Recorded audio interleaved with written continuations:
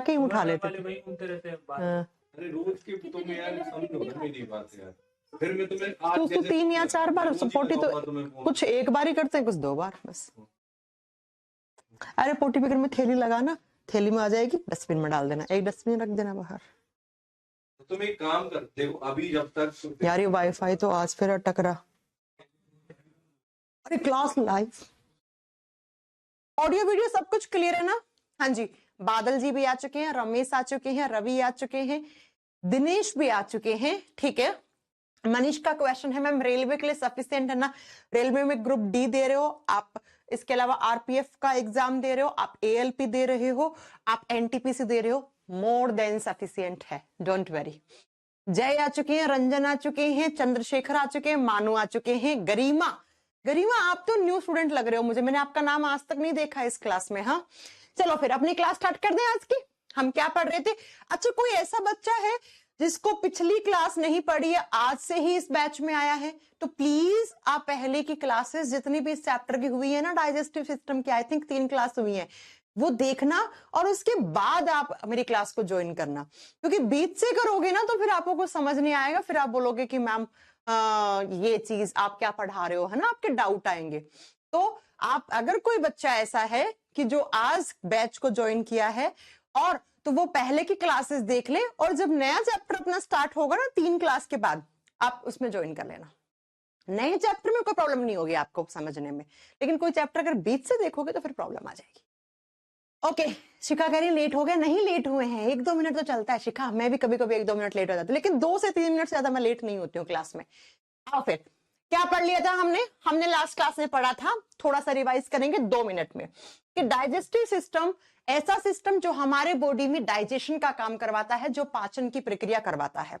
उसके बाद हमने पढ़ा था डाइजेस्टिव सिस्टम में डाइजेशन क्या होता है, कौन करवाता है, कैसे कैसे डाइजेस्टिव सिस्टम कौन कौन सी फेज में कंप्लीट होता है। 2 चार्ट बनाया था हमने। एक चार्ट में पढ़ा था कि 2 प्रोसेस में, एक तरफ जहां पे आपका खाना जाता है, दूसरी तरफ जो खाने को पचाता है। ठीक है, ये सारी चीजें हमने पढ़ ली थी। उसके बाद डाइजेस्टिव सिस्टम कहां से शुरू होता है? मुंह से। मुंह में क्या क्या पढ़ा हमने? दांतों के टाइप, दांत से जितने भी सारे क्वेश्चंस बन सकते थे सब मैंने पढ़ा दिया। दूसरा आप बताओगे, माउथ में हमने टंग के बारे में पढ़ा, और टंग का काम क्या होता है? जीभ का काम होता है, tongue is a sensory organ. अब आप सब लोग मुझे बताओगे कि गले में जो हड्डी होती है जो हमारी जीभ को पकड़ के रखती है, उस बोन का नाम क्या होता है? हाँ जी, मेरा आपसे क्वेश्चन है कि कल मैंने पढ़ाया था थ्रोट बोन का नाम क्या है, या मैंने आपको पढ़ाया था कि अगर ऐसे कोई पूछ ले आपसे क्वेश्चन कि जीभ को पकड़ के रखने का काम किसको होता है, यानी कि कौन सी हड्डी है जो जीभ को पकड़ के रखने का, मजबूती देने का, पकड़ के रख मतलब पकड़ बनाने का काम करती है? हाँ जी, जल्दी आंसर करो फिर मैं आगे चलूं, फिर आज की क्लास पढ़े फटाक से।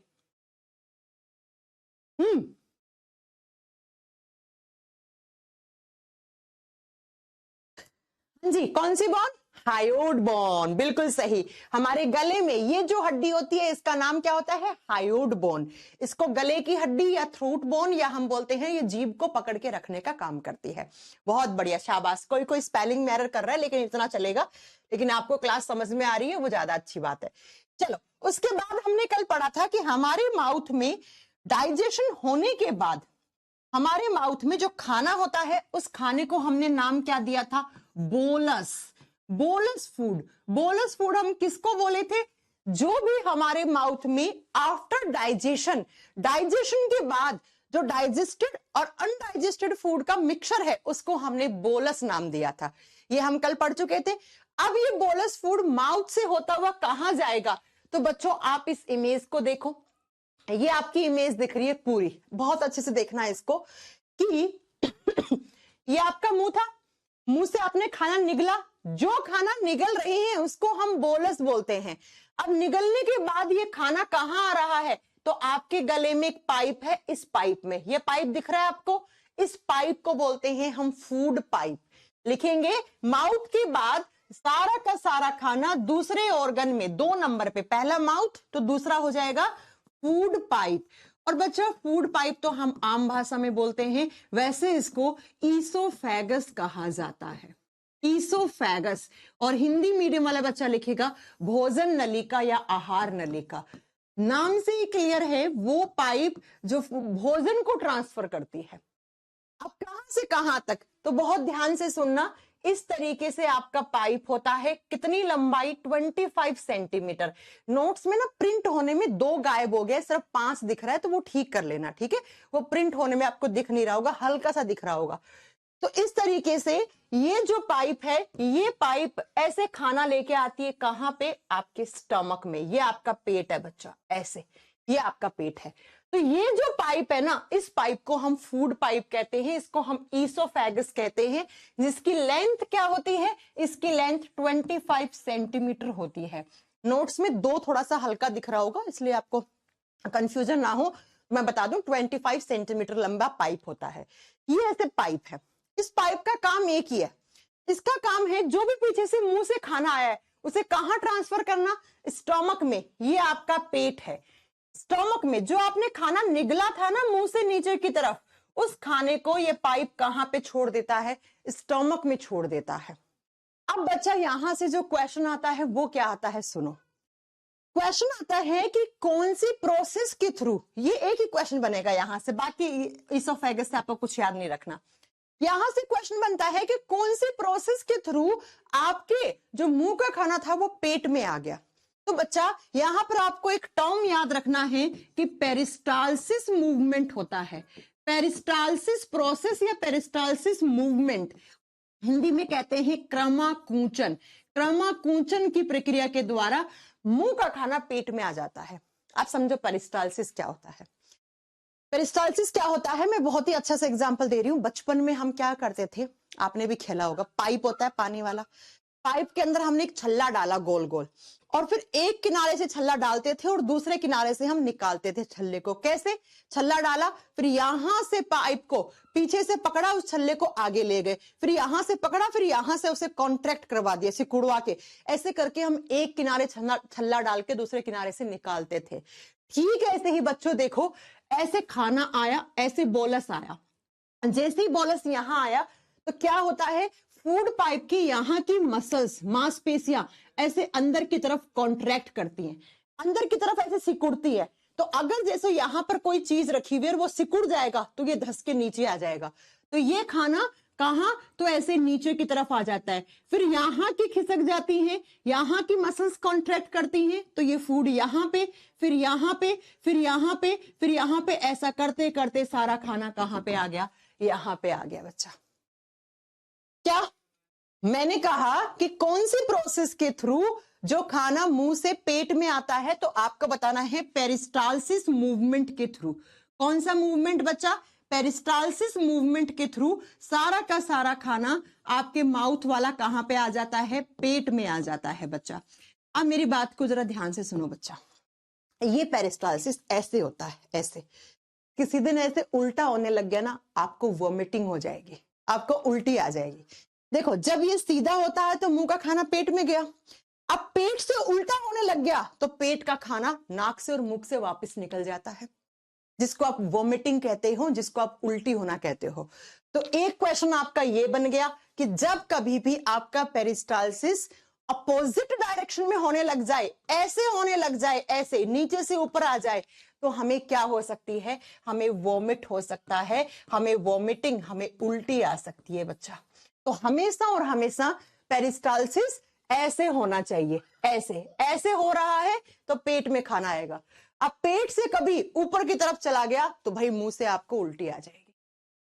ठीक है, समझ में आ गई मेरी बात, इतनी बात समझ में आ गई। तो मैंने कहा कि फूड पाइप का काम सिर्फ एक ही है, जो खाना पीछे से आया था, जिसको आपने बोलस नाम दिया था, ये बोलस को ट्रांसफर करती है कहां से, तो माउथ से स्टमक में। अब खाना कहां आ गया, पेट में आ गया।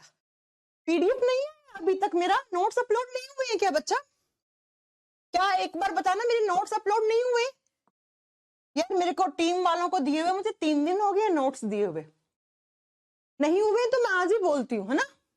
अब सारा खाना कहां आ गया, तो अब आ गया बच्चा स्टमक में।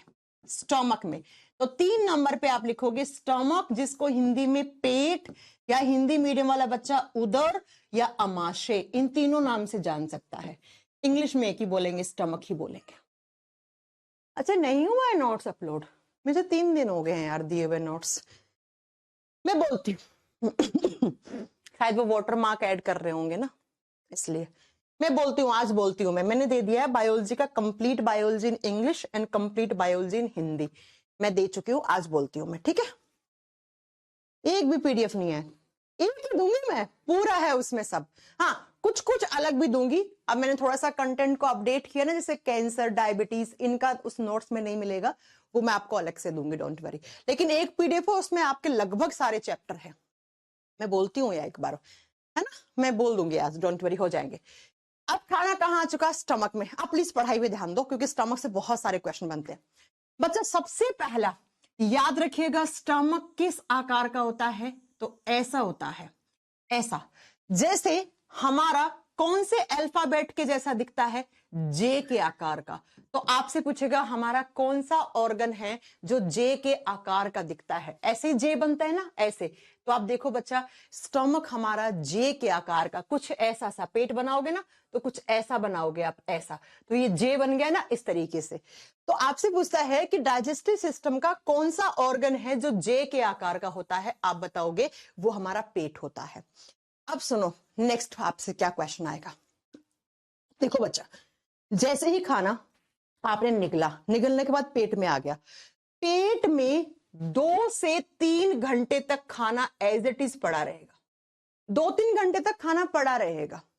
उसके बाद क्या होता है? उसके बाद आपके पेट में एक जूस बनना शुरू होता है। यानी कि मैं ये कहना चाह रही हूं कि 2-3 घंटे के बाद डाइजेशन की प्रोसेस शुरू होती है पेट में।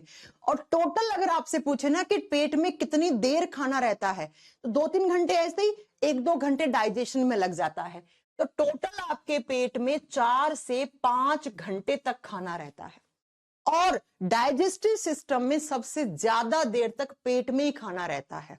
तो कभी कभार ऐसे थके हुए क्वेश्चन भी एग्जामिनर पूछ देता है, क्या कि हमारे डाइजेस्टिव सिस्टम के कौन से ऑर्गन में सबसे अधिक समय तक खाना पड़ा रहता है? तो आपको बताना है पेट में पड़ा रहता है, और कितनी देर के लिए? टोटल 4 से 5 घंटे तक।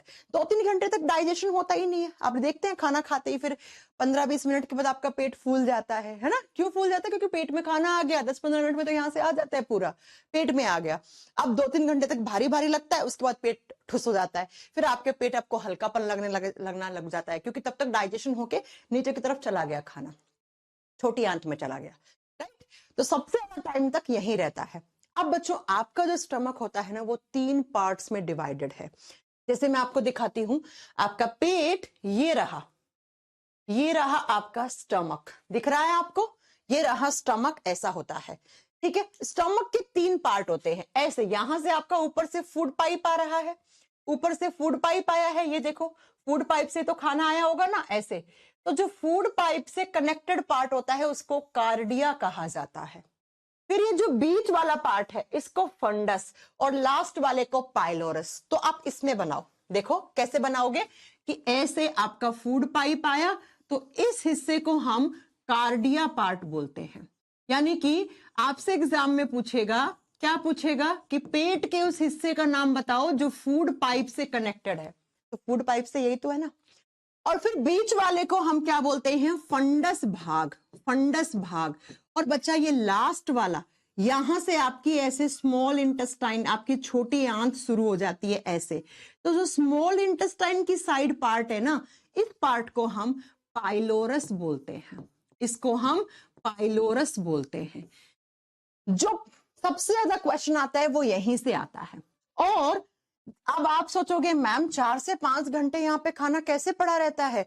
हमें तो लगा यहाँ से खाना आके तुरंत यहाँ चला जाता होगा। नहीं, यहाँ पे एक वाल्व होता है, ऐसे। वाल्व का मतलब ढक्कन है, ये ढक्कन बंद रहता है, तो यहाँ का खाना सारा यहाँ पड़ा है। लेकिन यहाँ कोई ढक्कन नहीं है, तो अगर उल्टा हो गया पेरिस्टालसिस, तो उल्टी आने लग जाएगी, वॉमिटिंग आने लग जाएगी, है ना बच्चा?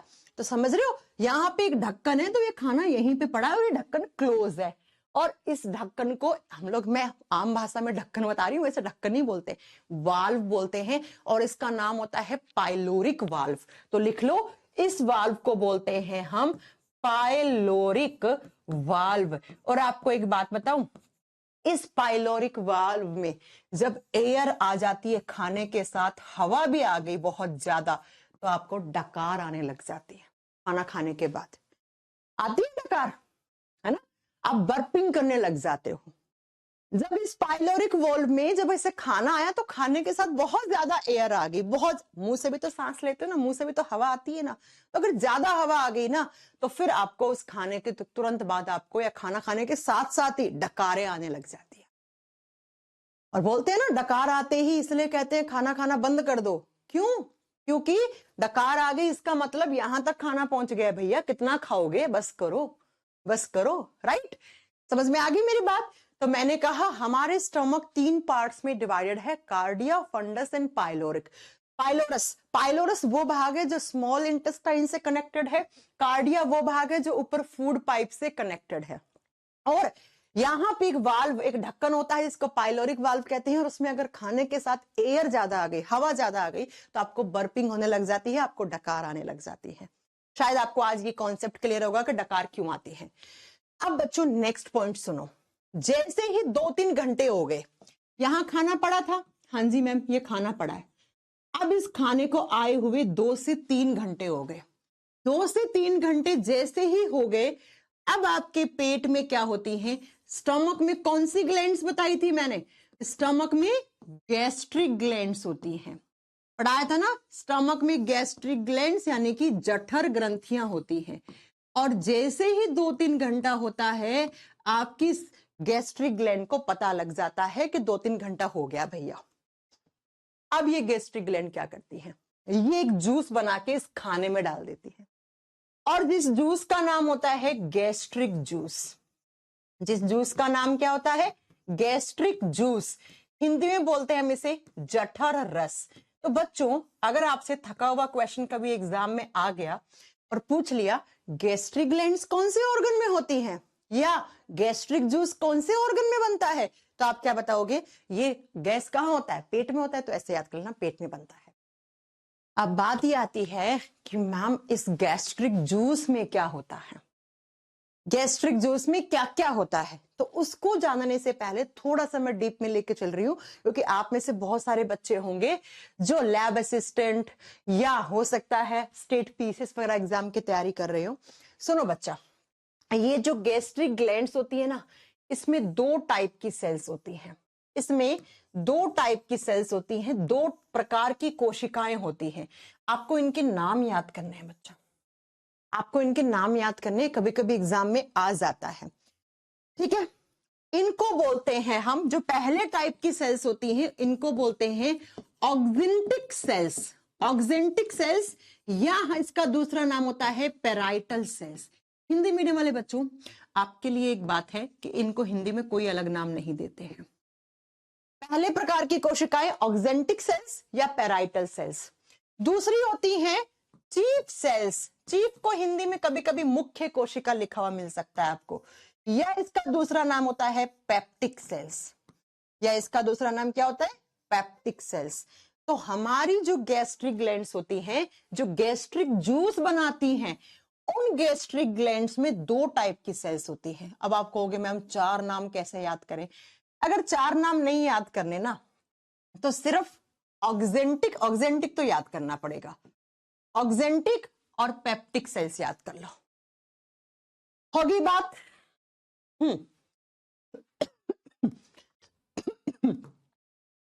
आज तो खांसी हो गई मुझे। अब सुनो बच्चा, अब जो नेक्स्ट पॉइंट सुनना है वो बड़ा ध्यान से। ये जो ऑक्जेंटिक सेल्स होती है ना, ये एक एसिड बनाती हैं, और कौन सा एसिड? HCl, जिसको हम कहते हैं, केमिस्ट्री में पढ़ोगे, हाइड्रोक्लोरिक एसिड, हिंदी में हाइड्रोक्लोरिक अम्ल। आप जानते हो हमारे पेट में एक एसिड बनता है, कौन सा एसिड? HCl। ओके मैम समझ में आ गया। ये जो चीफ सेल्स हैं ये क्या बनाएंगी? ये 2 एंजाइम्स बनाती हैं। ये क्या बनाती हैं? 2 एंजाइम्स बनाती हैं। पहला एंजाइम का नाम क्या लिखोगे? पहला एंजाइम होता है बच्चा पेप्सिनोजन, हिंदी में सेम नाम है, पहला एंजाइम पेप्सिनोजन, और दूसरा enzyme prorenin. Prorenin, RENNIN। Ma'am आपने स्पेलिंग क्यों बोली? क्योंकि बच्चा एक एंजाइम होता है RENIN, अगर ये पूछ ले तो ये आपकी किडनियां बनाती है, ये किडनी बनाती है, जबकि RENNIN तो ये आपका पेट बनाता है। दोनों में डिफरेंस है। हिंदी में कोई डिफरेंस नहीं, रैनिन ही लिखा हुआ मिलेगा। क्या मेरी बात समझ में आई?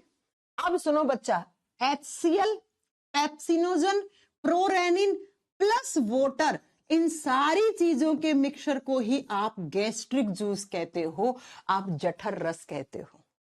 अब आप कहोगे मैम एग्जाम में कैसे क्वेश्चन आते हैं, बताओ ना। चलो बताते हैं। एग्जाम में क्वेश्चन आते हैं, स्टमक में जो ग्रंथियां होती हैं उसमें कितने टाइप की सेल्स होती हैं? 2 टाइप की, ऑक्जेंटिक और चीप सेल्स। आपसे पूछेगा स्टमक में HCl कौन सी सेल्स बनाती है, मैं ग्रंथि नहीं बोल रही हूं, तो ग्रंथि तो यही हो जाएगी ना, ग्लैंड तो कौन सी हो जाएगी? गैस्ट्रिक ग्लैंड हो जाएगी। कौन सी सेल्स बनाती हैं? तब आपका आंसर ऑक्जेंटिक सेल्स आएगा। और यकीन मानिए BPSC के एग्जाम का क्वेश्चन भी है, BPSC के एग्जाम का क्वेश्चन भी है। अब पूछे स्टमक में कौन कौन से एंजाइम बनते हैं, तो बच्चा पहला पेप्सिनोजन और दूसरा प्रोरेनिन। और एंजाइम बनाने वाली सेल्स, कोशिकाएं कौन सी हैं? तो चीप सेल्स या पेप्टिक सेल्स, मुख्य कोशिका या पेप्टिक कोशिका। इतनी बात आप सबको समझ में आ गई होगी। मुकुल इतना हलो हलो क्यों बोल रहे हो? इतना लेट आओगे फिर हलो हलो बोलोगे, फिर आपको लगता है मैम जवाब देंगी। है हो गई बात समझ में? चलिए अब एक एक करके पकड़ के इनको पढ़ना है तीनों को। अब सबसे पहले सुनो, हमारे पेट में एसिड है कौन सा? HCl। अब ये जन्म से ही होता है और जब तक आप मरोगे नहीं आपके पेट में बनता ही बनता है। ठीक है, ये बाय बर्थ मिलता है हमें, जन्म के साथ ही मिलता है। बाहर से आप कभी भी नहीं पी सकते हो। बाहर से आप HCl को पियोगे आपका मुंह जल जाएगा, आप मर जाओगे। ठीक है ना, समझ गए? चलो अब सुनो ये HCl क्या करता है। केमिस्ट्री में ये इतना स्ट्रॉन्ग एसिड है कि अगर आपके हाथ पे गिर गया आपकी स्किन जल जाएगी। केमिस्ट्री में इसको तेजाब बोलते हैं। जो कुछ लड़के लोग होते हैं ना जो बहुत ही बदमाश होते हैं, जो लड़कियों के फेस पे तेजाब डाल देते हैं, वो यही तेजाब होता है। इसको बाथरूम क्लींजर कहते हैं। हार दाग धब्बे हटाने के लिए जो होता है ना वो यही एसिड होता है। अब आपके दिमाग में क्वेश्चन, चलो अब सुनो ये HCl क्या करता है। केमिस्ट्री में ये इतना स्ट्रॉन्ग एसिड है कि अगर आपके हाथ पे गिर गया आपकी स्किन जल जाएगी। केमिस्ट्री में इसको तेजाब बोलते हैं। जो कुछ लड़के लोग होते हैं ना जो बहुत ही बदमाश होते हैं, जो लड़कियों के फेस पे तेजाब डाल देते हैं, वो यही तेजाब होता है। इसको बाथरूम क्लींजर कहते हैं। हार्पिक में और जो बाथरूम की सफाई करने के लिए, दाग धब्बे हटाने के लिए जो होता है ना वो यही एसिड होता है। अब आपके दिमाग में क्वेश्चन आ रहा हो, इतना स्ट्रॉन्ग एसिड मैम हमें क्यों दिया भगवान ने? अब कुछ ना कुछ तो काम होगा, इसीलिए आपके साइंस ने आपको यहाँ पढ़ना होता है। और मैम इतना स्ट्रॉन्ग है तो हमारा पेट क्यों नहीं जलता, हम उस पर भी बात करेंगे। अब देखो बच्चा, इस HCl के फंक्शंस क्या क्या है, क्या क्या काम करता है। कल मैंने पढ़ाया था हमारी लार में एक एंजाइम होता है लाइसोजाइम, जो क्या करता है, कुछ सर्टन बैक्टीरिया को ही मार पाता है। मैंने कहा था ना सारे बैक्टीरिया मारना उसके बस की बात नहीं है। तो बच्चा, हाँ जी पवन आपका आंसर करेंगे, मुझे पता है पेट क्यों नहीं जलता, हम बताएंगे आपको क्यों नहीं जलता। बच्चा, जो बैक्टीरिया आपके लार में लाइसोजाइम से नहीं मर पाए ना, अब उनको कौन मारेगा? यहां से नहीं बच पाएंगे वो। तो सबसे पहला काम इसका लिख दो, टू किल बैक्टीरियाज। यानी कि कोई भी खाने के साथ आपने जर्म्स खा लिए या कोई आपने बैक्टीरिया खा लिया, आपने खाने के साथ नहीं खाए। कुछ लोग होते हैं यहां वहां घूम आते हैं, उन्हीं हाथों से रोटी खा लेते हैं आके, है ना, और हाथ हैंड वॉश करते नहीं खाना खाने से पहले, तो हाथों में बैक्टीरिया जर्म्स तो खा गए ना आप खाने के साथ। तो बच्चा इसका काम होता है कीटाणुओं और जीवाणुओं को मारना, पहला काम। दूसरा, ये एसिड है, इसका काम होता है एसिडिटी करना। आप सबको कभी ना कभी तो एसिडिटी हुई होगी, आपको अम्लता का एहसास हुआ होगा। अब ये एसिडिटी क्यों होती है और कैसे खत्म होती है, थोड़ी सी बात कर लेते हैं। ठीक है, नॉर्मल डेज में देखो, आपने एक बात हमेशा सुनी होगी, जो जितना स्ट्रॉन्ग एसिड होगा उसका पीएच वैल्यू उतना ही कम होगा। हमारे पेट का जो पीएच है ना नॉर्मल डेज में 1 से 1.5 होता है बच्चा, 1 to 1.5 होता है। क्यों? क्योंकि हमारे पेट में स्ट्रॉन्गेस्ट एसिड है। और कौन सा एसिड? HCl।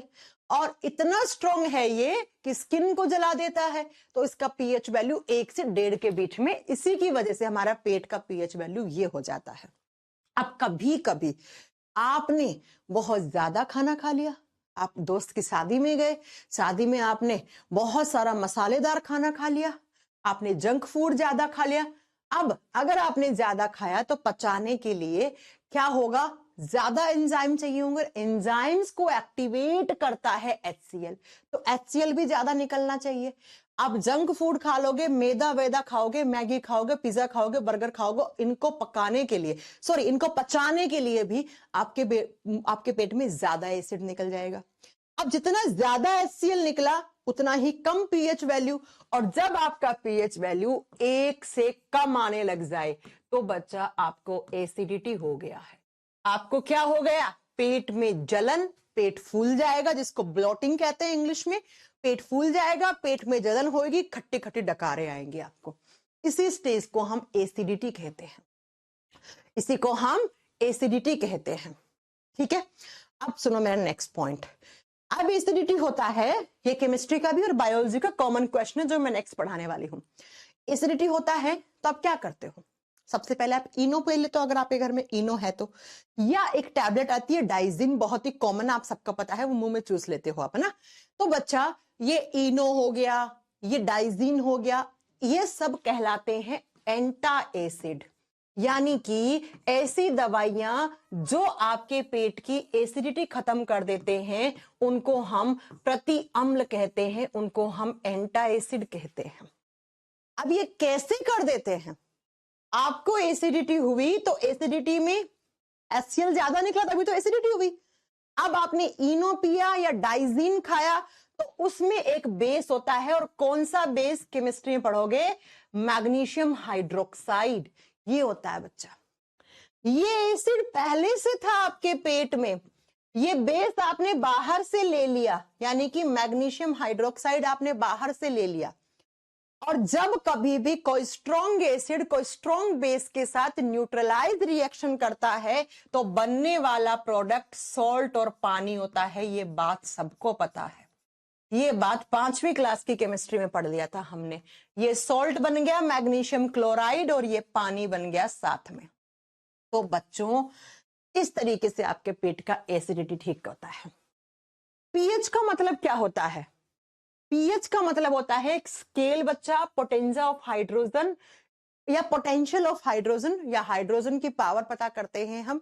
और जो जितना स्ट्रॉन्ग एसिड होता है उसमें H+ आयन ज्यादा होते हैं, जितना स्ट्रॉन्ग बेस होता है उसमें, ये सब आप पढ़ लोगे आगे, फिलहाल आपको पढ़ने की जरूरत नहीं है। ठीक है, एसिडिटी हुई, आपने इनो या डाइजिन खाया तो उस बेस ने आके इसको न्यूट्रलाइज कर दिया, और न्यूट्रलाइजेशन से आपके पेट में ये सॉल्ट और पानी बन गया।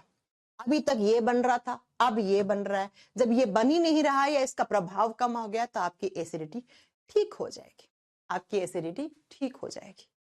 ठीक है, तो मैंने कहा आपके पेट में HCl का पहला काम बैक्टीरिया या जर्म्स को मारना, जीवाणु कीटाणु को मारना।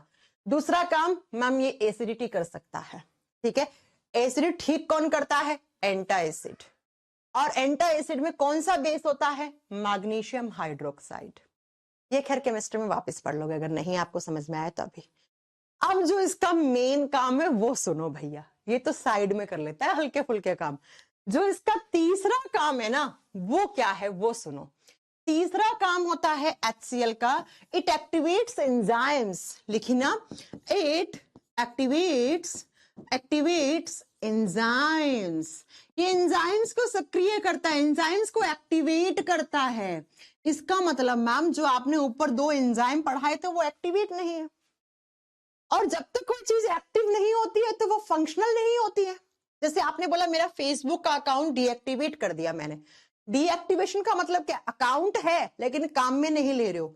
ऐसे ही आपके स्टमक में क्या होते हैं, स्टमक में बच्चा आपके 2 एंजाइम हैं लेकिन वो एंजाइम अभी एक्टिव नहीं है। ये क्या करता है, यही HCl एंजाइम्स को सक्रिय करता है, एक्टिव करता है बच्चा। ये एंजाइम्स को एक्टिव करता है, उन्हें काम करने लायक बनाता है। और एंजाइम्स का तो काम ही एक होता है, डाइजेशन करवाना।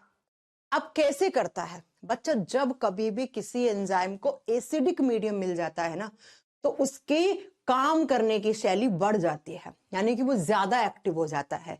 तो आपसे एग्जाम में क्वेश्चन पूछ ले, क्या आपसे एग्जाम में क्वेश्चन पूछ ले कि जितने भी एंजाइम्स होते हैं वो कौन से मीडियम में एक्टिवेट हो जाते हैं, तो जितने भी एंजाइम्स होते हैं वो एसिडिक मीडियम में बहुत जल्दी एक्टिव हो जाते हैं। वो उनको जैसे ही एसिडिक मीडियम मिला तो वो क्या हो जाते हैं, वो एक्टिव हो जाते हैं। अब सुनो बच्चा, कैसे कैसे करता है, किस किस को करता है, जरा सुनिएगा कैसे कैसे करता है।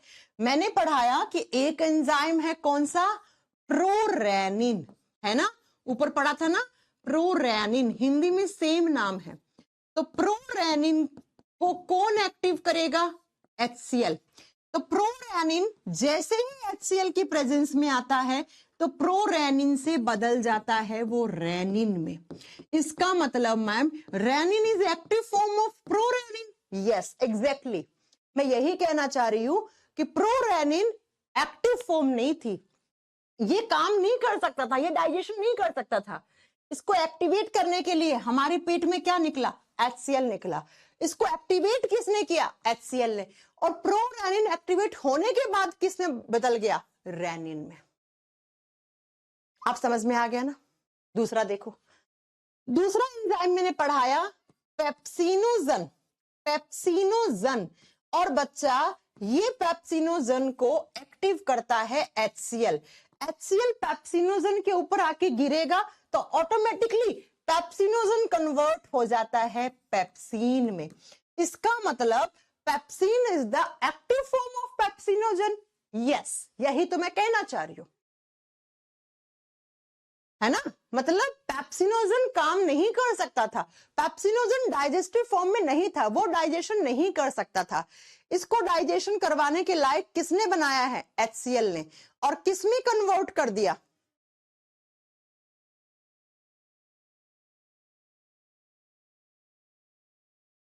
इसको किसमें कन्वर्ट करवा दिया, तो पेप्सिन में। अब बच्चों रेनिन और पेप्सिन दोनों एक्टिव हो गए। अब ये दोनों क्या करेंगे, अब ये दोनों डाइजेशन करेंगे।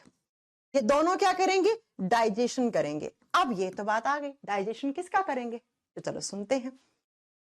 याद रखिएगा, जैसे हमारे मुंह में कार्बोहाइड्रेट का डाइजेशन हुआ था, ठीक वैसे ही हमारे पेट में सबसे ज्यादा प्रोटीन का डाइजेशन होता है।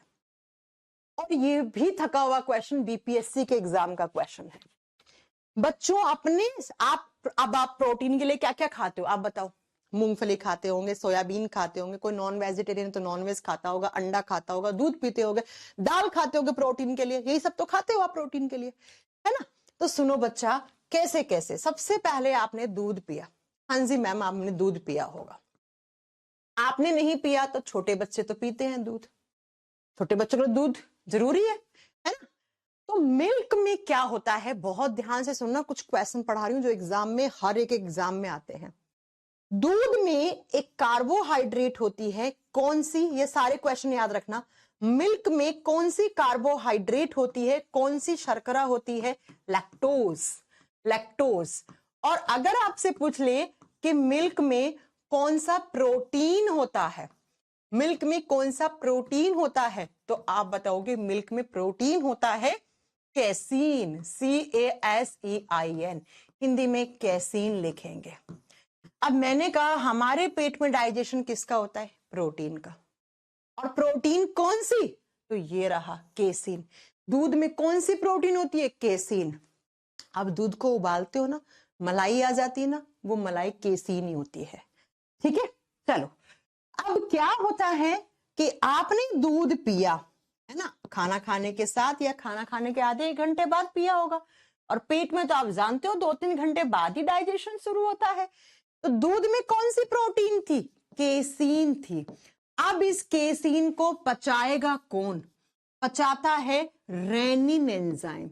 रेनिन एंजाइम है वो इस कैसीन को किस में बदल देता है, इस कैसीन को पैरा कैसीन में बदल देता है, कैसीन को पैरा कैसीन में बदल देता है। ये लो बच्चा, पैरा कैसीन में बदल देता है। अब आप कहोगे मैम ये पैरा कैसीन क्या होता है? छोटे बच्चों को देखा है? छोटे बच्चे कभी कभी मुंह से ना एक दूध, फटा हुआ दूध गिरा देते हैं वापस। पिलाया आपने दूध और छोटा बच्चा जो मुंह से वापस गिराता है ना जो चीज, वो पैरा कैसीन होती है। वो उसके पेट से आई है और पेट में कैसीन पैरा कैसीन में बदल जाता है ना। तो वो छोटा बच्चा जो दही सा फटा हुआ से गिराता है ना, तो वो क्या होता है? वो पैरा कैसीन होता है। तो दूध वाला एंजाइम कौन सा हो गया जो दूध को पचाता है? रेनिन। और बच्चों एक क्वेश्चन आता है कि छोटे बच्चों में सर्वाधिक मात्रा में कौन सा एंजाइम बनता है? बच्चे दूध ज्यादा पीते हैं तो बच्चों में सबसे ज्यादा रेनिन एंजाइम निकलता है। अब अगर आप धीरे धीरे दूध पीना बंद कर दोगे तो आपके बॉडी में रेनिन निकलना बंद हो जाएगा। फिर आप 7-8 साल बाद दूध पियोगे ना तो दूध पचेगा नहीं, क्योंकि रेनिन निकलना ही बंद हो गया। अब कैसे पचा लोगे आप? समझ में आ गया? तो बच्चों में सबसे ज्यादा कौन सा एंजाइम निकलता है? रेनिन। और या पूछ ले दूध को पचाने वाला एंजाइम कौन सा है? रेनिन। ठीक है बच्चा, तो रेनिन ने कैसीन को पैरा कैसीन में बदल दिया। अब इस पैरा कैसीन के ऊपर पेप्सिन एंजाइम एक्टिव हो जाता है और पेप्सिन क्या करता है? इस पैरा कैसीन को पेप्टाइड्स में बदल देता है। पेप्टाइड्स में बदल देता है, समझ गए आप? पेप्टाइड्स में बदल देता है। तो बच्चा पहला रिएक्शन तो आपके पेट में ये होगा। ये तभी पॉसिबल है जब आप दूध पी रहे हो भैया, ठीक है, क्योंकि दूध को एक ही एंजाइम पचा सकता है। और मैं आपको बता दूं, सांप को दूध नहीं पिलाना चाहिए। सांप को दूध क्यों नहीं पिलाना चाहिए? क्योंकि सांप को दूध पचता नहीं है। क्यों? क्योंकि ये नहीं पाया जाता है सांप के अंदर, ठीक है। और आप भी अगर 7-8 साल तक दूध नहीं पियोगे तो आप भी सांप जैसे बन गए, है ना। आप में भी ये बनना बंद हो जाएगा। फिर आप दूध पियोगे तो वो दूध आपके लिए डेंजर है, वो आपको बहुत सारी प्रॉब्लम क्रिएट करेगा। अब दूसरा एंजाइम कौन सा था पेट में? ये तो पहला हुआ ना। दूसरा पेप्सिन। पेप्सिन क्या करता है? आपने जितनी भी प्रोटीन खाई थी, आपने जितनी भी प्रोटीन खाई थी, उस प्रोटीन को डाइजेस्ट कर देता है। कौन सा एंजाइम? पेप्सिन। और प्रोटीन को किस में? या तो लिख दो आप पेप्टाइड्स में या पेप्टोन्स में कन्वर्ट कर देता है। और आपको याद है डाइजेस्टिव सिस्टम की फर्स्ट क्लास मैंने आपको चिल्ला चिल्ला के पढ़ाया था कि जब प्रोटीन पेप्टाइड्स में बदलते हैं पहले, फिर वो अमीनो एसिड में बदलते हैं। लेकिन क्या अभी प्रोटीन अमीनो एसिड में बदल गए हैं क्या? No ma'am. तो क्या प्रोटीन का डाइजेशन कंप्लीट हो गया? नो। इसका मतलब हमारे पेट में भी पार्शियल डाइजेशन होता है। पार्शियल का मतलब क्या बताया था मैंने? आधा अधूरा, आंशिक तौर पे। लेकिन पेट में किसका हुआ? तो आप खुद देख सकते हो, यहां पर भी प्रोटीन का हो रहा है। ये भी तो एक प्रोटीन है। तो हमारे स्टमक में सबसे ज्यादा प्रोटीन का डाइजेशन होता है। हमारे स्टमक में सबसे ज्यादा किसका डाइजेशन होता है? अच्छा ऐसे याद कर लो, पी से प्रोटीन, पी से पेप्सिन, पी से पेट। ये लो, एग्जाम में आ गया। पेट में किसका ज्यादा डाइजेशन होता है? पेट में प्रोटीन का। या प्रोटीन का कहां होता है? पेट में। कौन करता है? पेप्सिन। ट्रिपल पी याद कर लो, ऐसे पी पी पी याद कर लो। हाँ जी, आप कहानी की तरह समझो। यहाँ का खाना पेट में आया, 2-3 घंटे खाना ऐसे ही पड़ा है, फिर गैस्ट्रिक ग्लैंड स्टिमुलेट हुई, उससे पहले एसिड बनेगा, फिर ये एंजाइम, एसिड इन एंजाइम को एक्टिवेट करेगा, इनको काम करने लायक बनाएगा। काम करने लायक कैसे? तो जैसे पेप्सिनोजन पेप्सिन में बदलेगा, प्रोरेनिन रेनिन में बदलेगा। फिर दोनों अपने अपने काम करेंगे। रेनिन का काम दूध पे अटैक करना, और दूध को क्या करेगा? दूध के अंदर जो प्रोटीन होती है, कौन सी? कैसीन, उसको पैरा कैसीन में बदलेगा। देखो, दूध के अंदर शर्करा भी होती है, प्रोटीन भी होती है। शर्करा यहाँ पे नहीं होगी डाइजेस्ट, इसका काम नहीं है यहाँ पे कार्बोहाइड्रेट का डाइजेशन करना, इसका काम सिर्फ प्रोटीन को डाइजेस्ट करना है, ठीक है।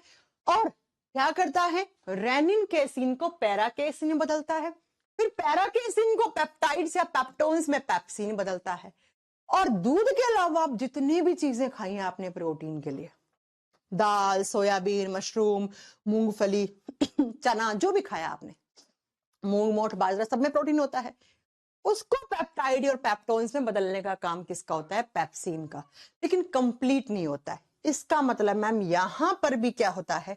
Partial digestion. किसका? प्रोटीन का। अब आप में से बहुत सारे बोलेंगे कि मैम फिर कहां होता है पूरा? अरे अभी चैप्टर फिनिश थोड़ी हो गया, अभी तो स्मॉल इंटेस्टाइन पड़ा है भैया, है ना। इतनी बात समझ में आई। अब आपको दो चीज, आज मैं थोड़ी सी क्लास 10 मिनट पहले छोड़ूंगी, मेरे घर पे मेहमान आए हुए हैं बहुत देर से, तो वो इंतजार भी कर रहे हैं मेरा, तो मैं आज 10 मिनट, आप 15 मिनट आपकी क्लास पहले छोड़ूंगी। अब आपके स्टमक से दो क्वेश्चन बचे। ओहो, ये भी देखो। पहला क्वेश्चन क्या बचा, कल आप मुझे याद दिलाना कल की क्लास में। पहला क्वेश्चन ये कि जब स्टमक में इतना स्ट्रॉन्ग एंजाइम है HCl, तो हमारा पेट जलता क्यों नहीं है। और दूसरा मैं बताऊंगी, स्टमक के फूड को हम काइम कहते हैं। क्या होता है ये काइम, ये कल पढ़ा के हम आगे की क्लास स्टार्ट करेंगे। आज के लिए थोड़ा सा मैं आपसे माफी मांगूंगी कि मैं आपकी क्लास 15 मिनट पहले छोड़ रही हूँ, सिर्फ इसलिए कि मेरे मामा मामी आए हुए, तो थोड़ा सा मैं भी मिली नहीं हूँ बहुत देर से, उनकी बच्ची भी है तो मुझे आवाज भी आ रही है। वो मेरे रूम में भी बहुत बार आने की कोशिश करी, लेकिन मैंने रोक दिया।